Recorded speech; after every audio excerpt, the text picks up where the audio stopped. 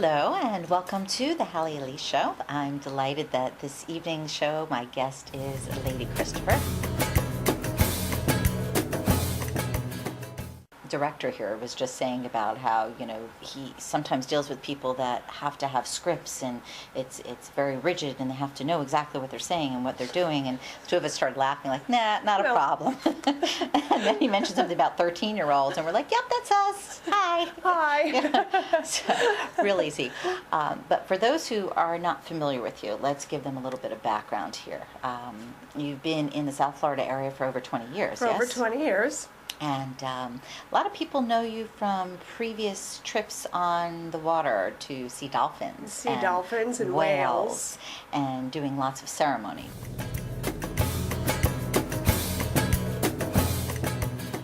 You do rituals for couples when they come in for counseling. You do rituals for moon events. You do weddings, memorials. Right. So the thing that I'm trying to get across for people that are not familiar, this lady is one of these individuals who you want to connect with if you have a sacred ceremony that needs to be done, or that you want to connect with Mother Earth on a deeper level. Her home, we tease, is Narnia. Because you walk in and there's wolves. Yes, real wolves. And there are parrots, and there are koi ponds, and now it's become a cat house too. Yeah. We were just teasing last night. All the cats are showing up. Yeah. Oftentimes, we are comfortable in our discomfort. I know my clients hate that, my students as well, but the truth of the matter is we do things because it's familiar. So it's similar to if you got up each morning and you brushed your teeth and then you had a glass of water and then you went and exercised. And let's say you did that for year after year after year.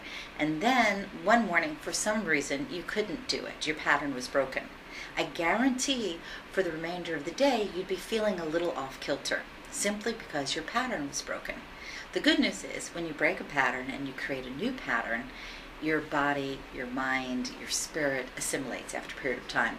Science has shown us that it's approximately 21 days to begin to change a pattern. I find that 30 days is really a good start, and then you want to do 90 days of follow-up. And the reason I'm sharing all of this is because I would like to talk to you about the benefits of meditation, but not just meditation, of being quiet, of being still, of having the ability to take charge of your life in gentle, easy ways.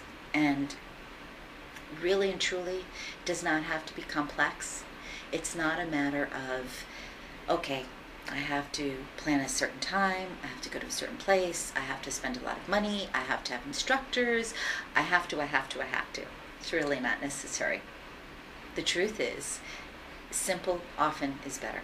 And you hear me use this word often a lot, but I think it's very apropos because it's something that we, again, are accustomed to, patterns. I find it very interesting. Even small children tend to have these patterns.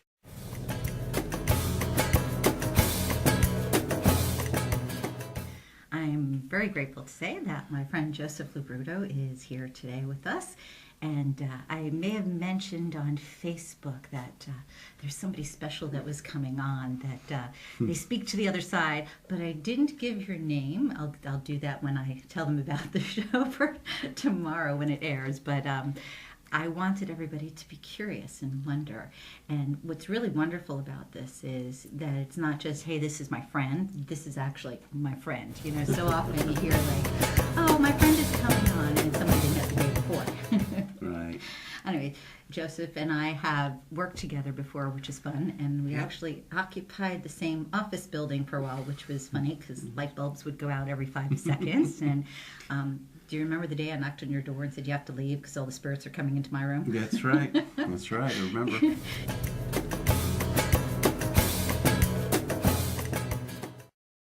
Here I said, medium, and then all of a sudden we're talking about channeling. So just so that they have an idea of where all this is going and coming from, maybe you can define for them a little bit what channeling is. Channeling is the ability to connect on, we call it the other side where our loved ones is, but if you take layers or dimensional layers, when you're channeling higher guides and spirit guides, you have, this is the earth plane, this is our loved ones right here. The next step, you have spirit guides in different dimension, vibrational frequency. Right. I connect to a higher vibrational frequency to spirit guides, and this is who I've been channeling. So I became a channel first before I became a medium. And here I was channeling spirit guides, and I started to journalize, and I kept on writing, and this was started my book, Is There More to Life Than What We Know? And I guess maybe a few more years later, my cousin, who's Joe LoBrutto, same name as me, passed away. Not a little, complicated in your family. You're the third, I'm correct? the third. I'm Joseph and the then third. Your cousin is also. Well, Joe he's LoBrutto? Joseph Michael LoBrutto, so he doesn't get a number. I'm Joseph. Okay. I didn't have a middle name, so I You got got the a third. number. Now, Okay. now, if he didn't have a middle name, he would have been the third. But since he got a middle name in there, You got the third. Okay. I got the third. So he gets to be the fourth without the number. Yeah, it would have been the fourth without the middle name. He says, "Tell her cheese." I went, "Huh? Cheese? Yeah, that's all you need to do." So when I went over to her house, I knocked on the door. Mary Lou already knew I channeled spirit guides. She used to come to me, and my guides used to talk to her and give her life path lessons and stuff. Okay. And I said, "Mary Lou, you know I channel my guides. You know who they are. But listen, I'm going to say something, and I don't want to upset you. But Joey came to see me, and her eyes got real big. And I said, I asked her for a nickname, because I don't know if it's in my head or if it's real. And I looked at her and said, "What does cheese mean?" Then her mouth dropped, and she started to cry, and she ran into the other room. I went, "Oh my God, what did I do?" She brought out a whole box full of these letters, love letters and everything, and she opened them up and showed me the top corners, and the word was cheese on each of the letter. Ooh, just gotta chill. To this day, she won't tell me what it meant because it was personal between Right, the two of between the them. And she won't tell me because she knows if she did tell me, I'll probably tell the world what the word cheese not at means. all. She knows me better. She said, "I'm not going to tell you what it is because the whole world will know what cheese means." So she won't. But it was written on the letters, and that opened the door for me. And then I started having small families come to my house in groups, and I started bringing in their loved ones.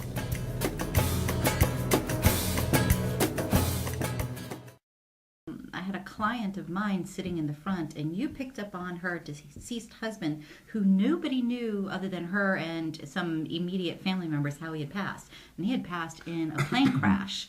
And The plane. In fact, that's on my YouTube videos. okay, On that one. okay, she's a doll. Actually, I'm going to see her later today. But anyway, you picked up on her deceased spouse, and you gave all sorts of details, and her mouth was, wide open, because there's no way you could know that, and Right. it didn't fit to anybody else in the audience. Right. It wasn't like, oh, here's a random thing. You eat chocolate. Oh, that can belong to anybody. No, I said I had a This man. was I specific. remained it vividly because Channel 5 was there filming, Yes, and yeah, I I have it remember. on my YouTube videos for people. But I said, okay, I have somebody who died in a plane crash. They hit a mountain, Right. and that's exactly what happened. She Right. died in a plane crash. They hit a mountain.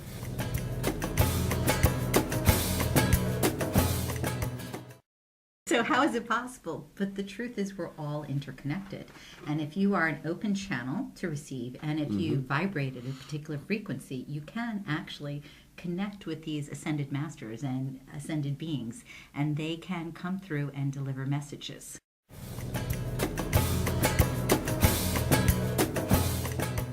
Empowerment psychic is someone who doesn't just forecast.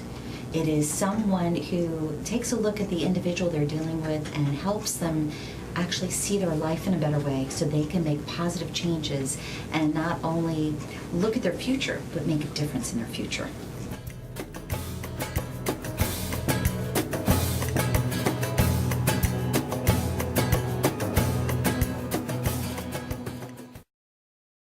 Good evening, everyone, and welcome to another episode of the Halley Élise Show. This evening, I get to welcome my friend and guest, Michael Brill. Hello. And it's going to be kind of fun because we get to talk about something that you're an expert on, and I kind of know about that much. But hopefully we'll introduce everybody to what you do. Now, I could say that you're a numerologist, but you're a cosmic numerologist. Is that correct? That's correct. Okay, but before we even dive in, I'm going to jump right back in here.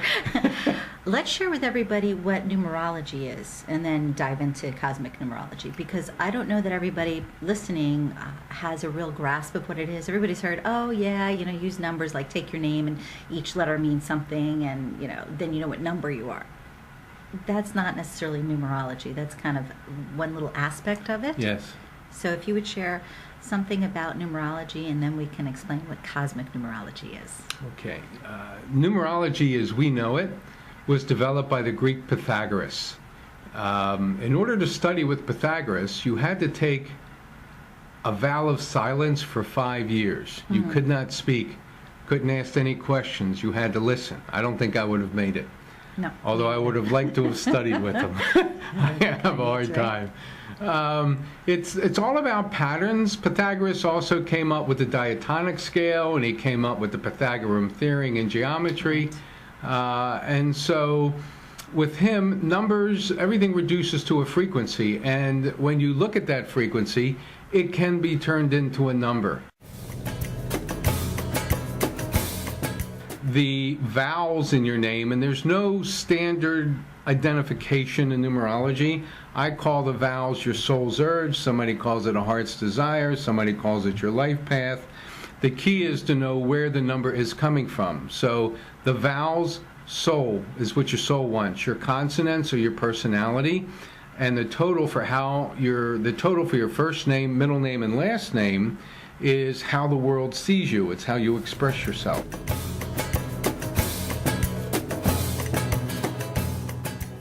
I have to ask this as we're talking because, of course, my mind is going in a lot of different directions here. You're talking about life path based on the name. What if somebody uses, let's say, their first and middle name and uses their middle name as their last name and no longer uses either their given name or their married name? Does that change their life path because their numbers are different? No. Okay. Take care of that. Right. Real quick. In my belief, my experience with the numbers, because as we begin to talk about cosmic numerology, it'll make more sense. However, if someone legally changes their name other than for marriage, Right. then the date the court signs that name change becomes their new birthday. Oh, that's They have interesting. chosen to be reborn. And so it's been my experience when people do that, it's a very serious move, not to be taken lightly, because more often than not, the major challenges from your birth name will come over into your new name because you have not resolved them.